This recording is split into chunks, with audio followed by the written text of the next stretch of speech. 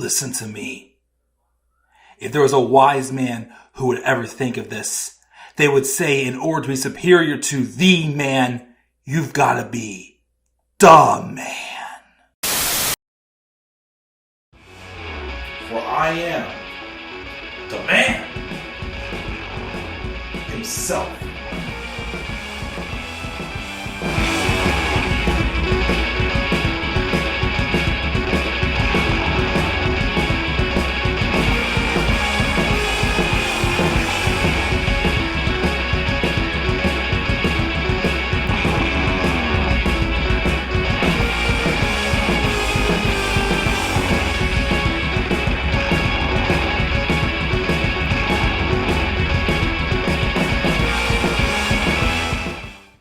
Hello all once again, and what is going on?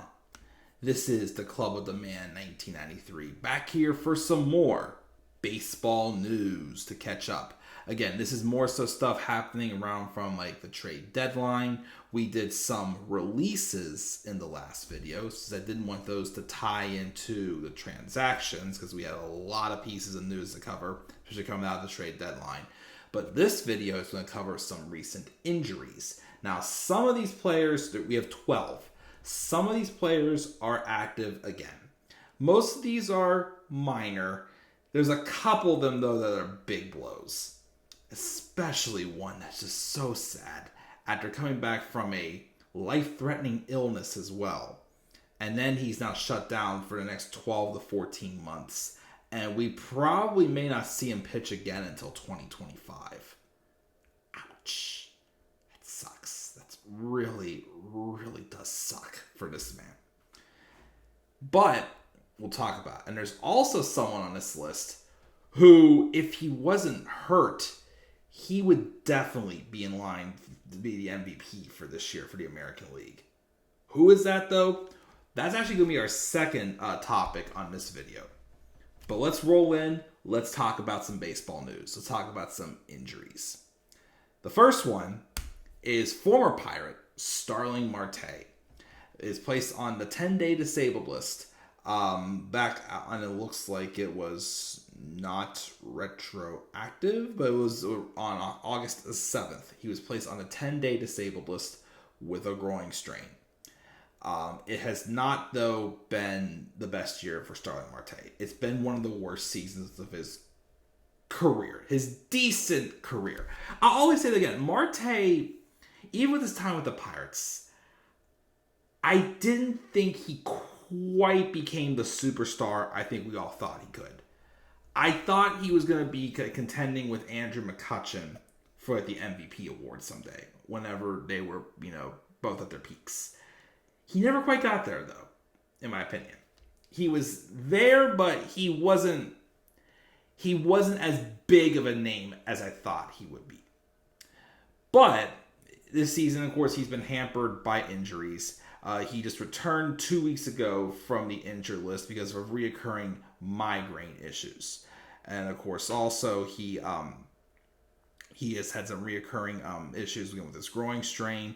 And around his injuries, he is only hitting .248 with 5 home runs through 341 plate appearances. After being a guy who was like 20 homers, I thought he'd be more like a 25, 30 homer guy, but he has hovered around 20 homers a couple times. That's hit for a decent average, even though he's not been in history to be he's not been the most patient guy at the plate. But when he does make contact with the ball, he does hit it hard. He hits it hard quite often and gets on base. And of course, he's fast as well. But yeah, Marte's still on the DL as of today. But yeah, it's currently because of a groin strain. And of course, he's had some other recurring migraine and hamstring injuries this season as well. So that is the first one. Now, this next guy, at the second one, Corey Seager was placed on the injured list back on July 22nd. Why these are so out of order, I am not sure why. But Corey Seager was placed on the 10-day injured list due to a right thumb sprain. But he is back now. He was only out for about 2 weeks, as they thought so. Of course, he did miss some time, most of the first month of the season, due to a where was it again? Where was it? Yeah, due to a hamstring sprain. But dang, if only he was active the whole season, he would definitely finally be contending for the MVP. Because with the Dodgers, like, he was good. Of course, injuries did hamper him there also. But I felt like he wasn't hitting the superstardom that he was hyped up to be. In Texas, those first 2 seasons, he's definitely found his groove. And like this year, like so far, he's only played in 75 games, but he's hitting like close to 350. He's got 22 home runs, already 73 RBIs. 73 RBIs for a shortstop, and he's literally almost has as many RBIs as he has games played this season. Like I said, he's probably going to play like 100, 110 games this year, about that. Could you imagine if he was healthy the whole year? He would finally be that MVP.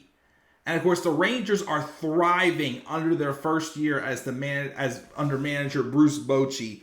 And I kept saying this past offseason, that's going to be an excellent move for them. Again, I have a lot of faith in Bruce Bochy to maybe even, because again, I'll be honest, the American League is exciting me more than the National League, which always seems to be a case. They have more teams there that I'm like dying to see like win the World Series, like the Rays or the Rangers or the Mariners, like guys like that. Heck, even the Blue Jays at times. Orioles, maybe they're contenders this year, but like guys like the Rangers or the Rays, I've been waiting to see them win a World Series for a long time, in my opinion.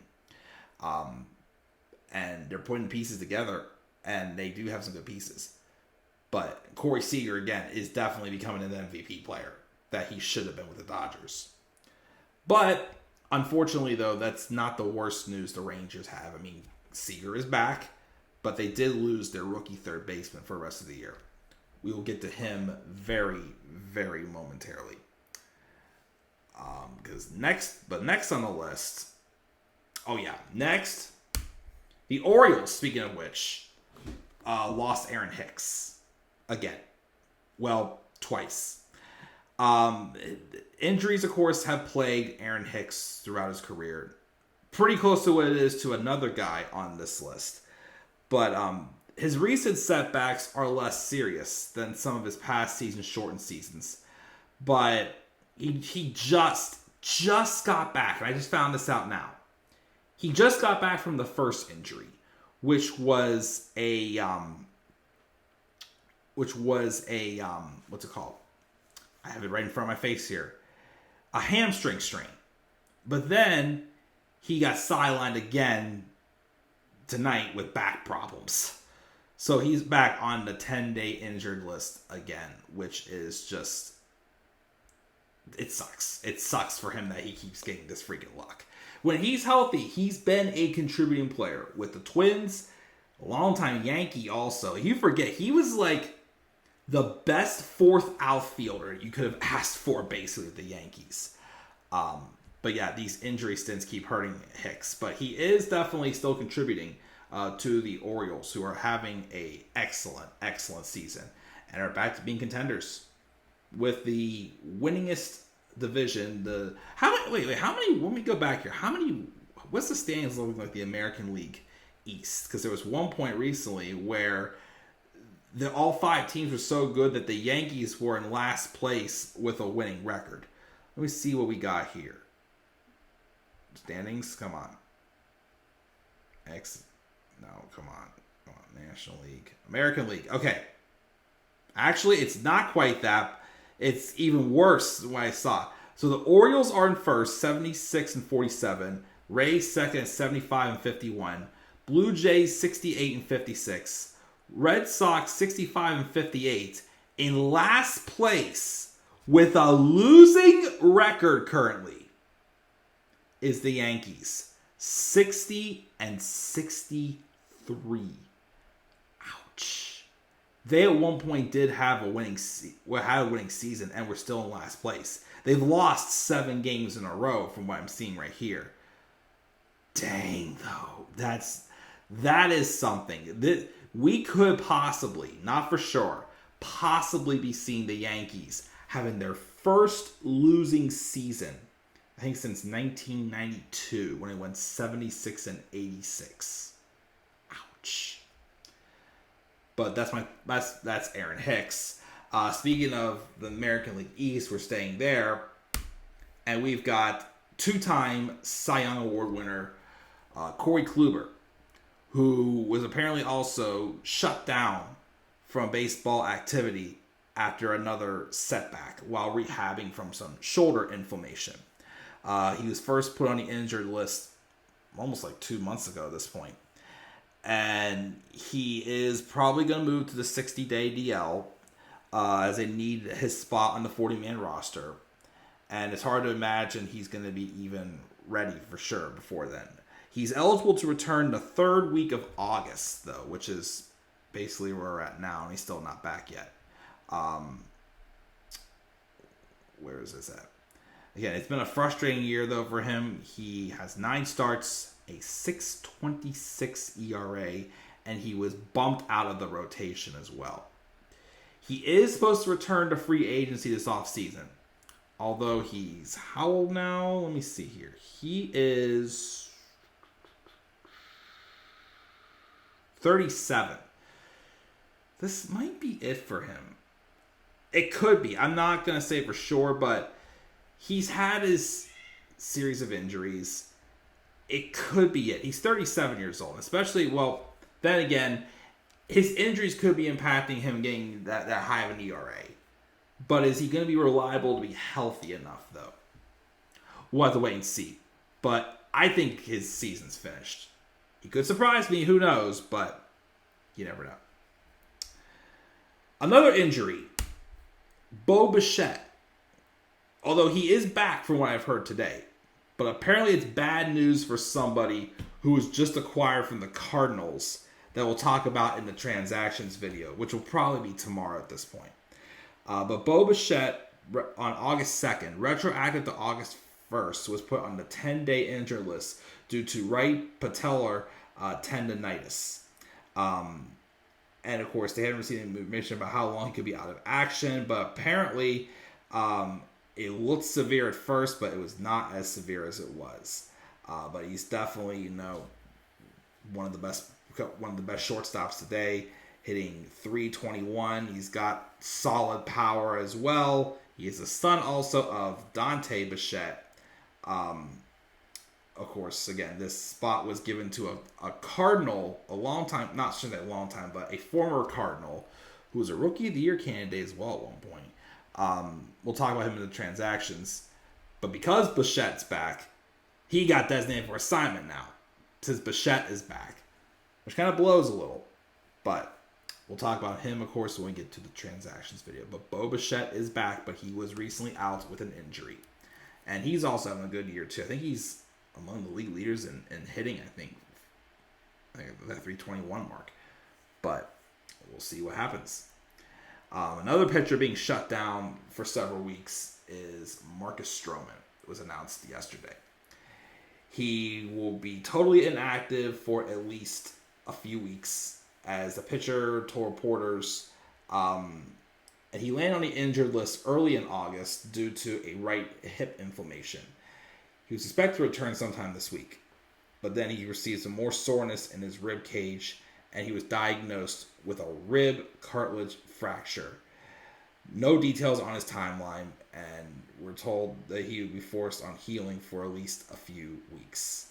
And obviously this is quite frustrating since he doesn't know how or when the injury occurred. He even realized that he threw a bullpen session when the club was in Toronto over the weekend, and he felt a little bit crampy, as he said. The diagnosis, of course, didn't help at all. The Cubs still are in contention as well. We won't know, though, for a while, though, when he's going to be back either, which sucks. he's still like a solid, middle of the reliever pitcher, middle of the rotation pitcher and whatnot for sure. But that definitely sucks too, having those setbacks as well. But Stroman's going to be out for a bit. But the Cubs, which if I could go back to the standings for a second to see where they're at, because of course they signed all these veterans this past offseason to fill the void of not really having much. Yeah, actually, I think they're one of the wild cards. Let me double check here.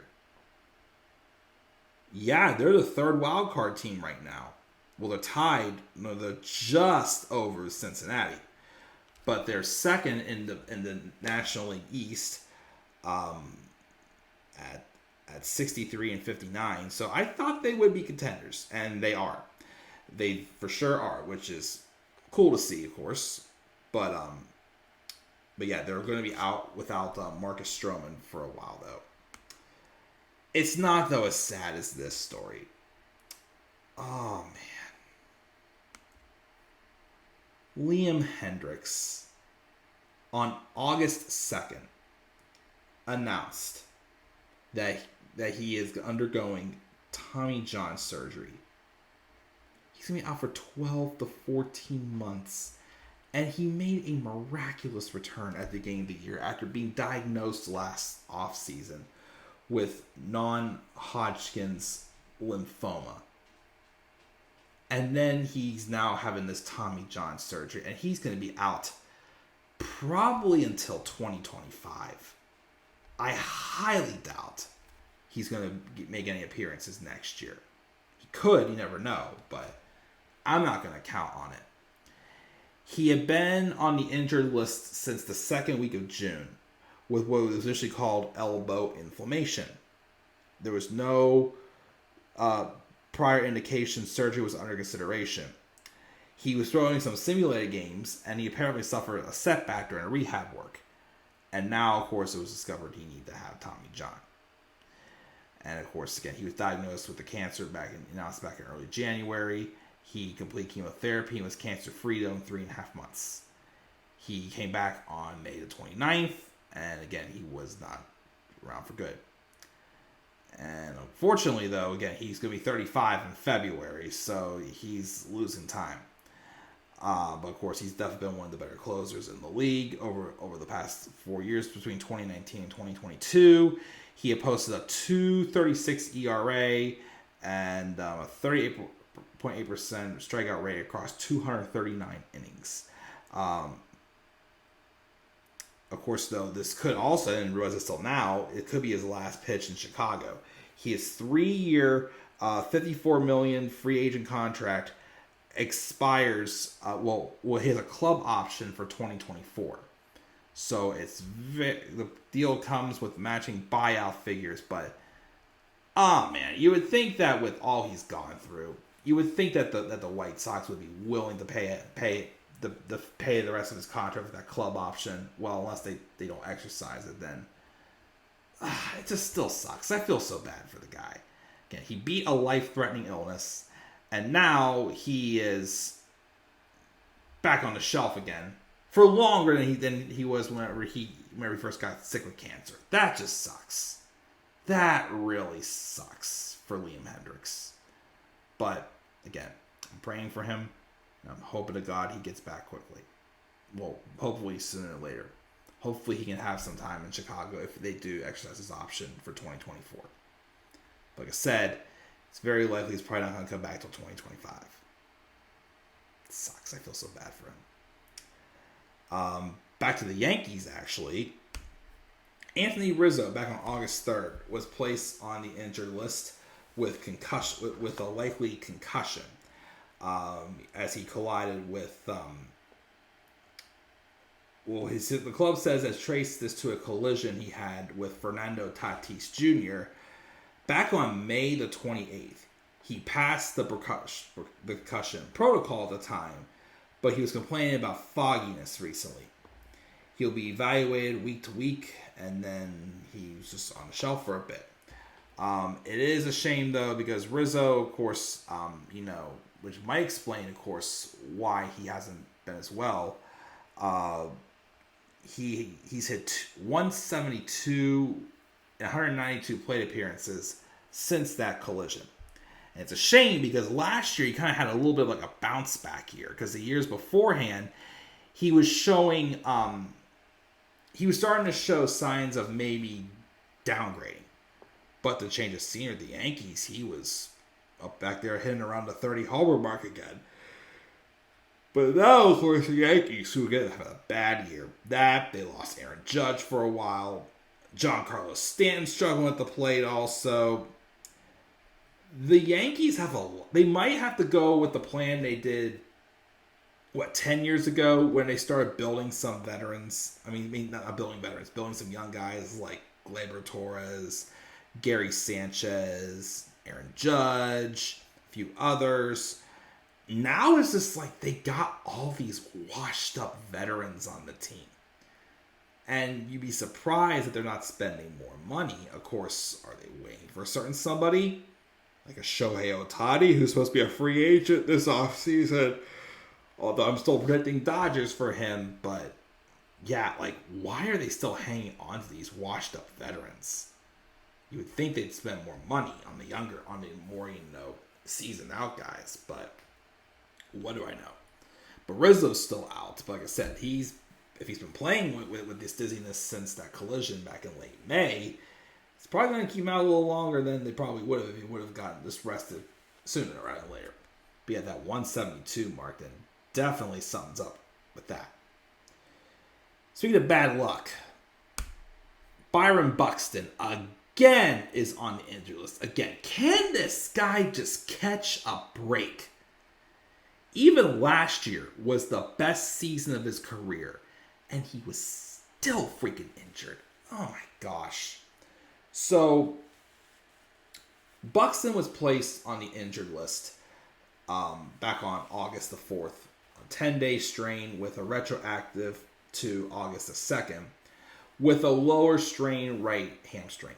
And they'll reevaluate him in 2 weeks, as they said, which is coming up very quickly here. He had a brief injured DL stay just a couple of months ago with a rib issue. Overarching right knee problems have kept him off the field defensively. All 80 of his appearances this season have come as a DH. He's connected on 17 home runs, but is hitting just 207. It's unclear how long he'll be out. But yeah. I swear every time I turn around, Byron Buxton, who was once hyped, I think I predicted him to be Rookie of the Year his rookie season, I think. And he just, again, like last year was one of the first years he really capitalized and had, again, probably his best season. I didn't either get the 30 homers or he got close to it, but he can't catch a damn break. Poor guy. So, he's out for who knows. This was another big blow for the Rangers. I was talking about earlier when we talking about Corey Seager. But rookie third baseman, who I think could be Rookie of the Year, Josh Jung, underwent season-ending thumb surgery to stabilize a fracture in his left thumb that he had broken when he knocked down a Jorge Soler line drive back at the beginning of August. They placed him on the 10-day list today, but it's very likely he will be out for the rest of the season. Although, could return in time for the playoffs, as I think it's like a 6-week timetable. But it's a third straight season with a notable injury for Jung after a broken foot in 2021, left his injured shoulder in a weight room in 2022. That kept him making his major league debut until last September, which he only played the first 26 games and hit just 204. But after a healthy offseason, again, he's broken through, hitting 274 and 461 trips to the plate, 22 home runs, leading the American League in rookies and long balls, putting him in a strong candidate. Again, he's definitely still a contender, but that's still going to be a challenge for him. Of course, he's definitely a big loss for the Rangers, who are still contending, though, which is good. But they got to stay healthy. Again, Corey Seager, as I said earlier in this video, if he's healthy, he's on fire right now. Again, he would be a freaking MVP if he did not miss some time. But yeah, big blow for the Rangers, their rookie third baseman, Josh Jung. Losing him, that's a big blow. 2 more left. Next we got Jose Abreu, who apparently has been dealing with some back injuries, some back issues for most of the season. As is announced back on August 12th, he was placed on the 10-day DL, retroactive to August 10th, with lumbar spine inflammation. And it's been a back issue for much of the season, which of course might explain his slow start. And of course, it's been a rough season. He signed a 3-year deal, but he's only hit .234, which is 10 homers so far. Yeah, that really sucks for sure. I mean, he is getting up there in age, but you kind of also got to speak out when you get injured as well. But I don't think he'll be gone for too long, but yeah, he'll be back probably before the end of the season at some point. And finally, we got the most recent one a couple days ago. Ozzie Albies, Braves second baseman, who was placed on the injured list with a left hamstring strain, which I believe that's what kept him out for most of last season. Let me see here. He left the game last Sunday with some cramping in his hamstring, and then of course it turned to a strain. Of course, he hadn't missed a game all year and was on pace to set a career high with 30 home runs that he set in 2021. And I think he was 28, I think it is. He got to home runs so far, but hopefully he'll be back soon. And I believe they have a couple of young guys that they have replacing him, but we all know that part of the core that got built up with the Braves, Albies has been part of their. But the Braves should still be fine, but it definitely was a piece of the core that they're missing. But they're still contenders for sure. And Albies should be back before the end of the year. I don't think he's going to be out for too long. But yeah, that is my thoughts on some recent injuries that we talked about. Again, the biggest one for sure and out of that list is definitely Hendrix. That really sucks for him. But yeah, just hopefully all those guys get healthier, get better, or the ones who came back, like Bichette or Corey Seager, stay healthy, especially Corey Seager, because again, I've been waiting for him to have that MVP season. And he's having it, but he's been limited because of his games. Could have been a 45 homer hitter this year. Dang gone it, Corey. Poor guy. But, yep, that's my thoughts on these injuries. What are your guys' thoughts on these injuries or any other injuries I may not have covered for Major League Baseball within the past month? Make sure to leave your thoughts down in the comments section below. And make sure as always to slap a like on the video and subscribe for more content on my channel. Follow me on Twitter at the Club of the Man 93. And also follow me on TikTok and Instagram at the Club of the Man 1993. And until then, guys, I'm checking out. I'll catch you guys all later. Have a great rest of your night. And do not forget, in order to be superior to the man, you've got to be the man. And for I am the man himself. And that is not just an opinion. That is a fact of life. Yeah!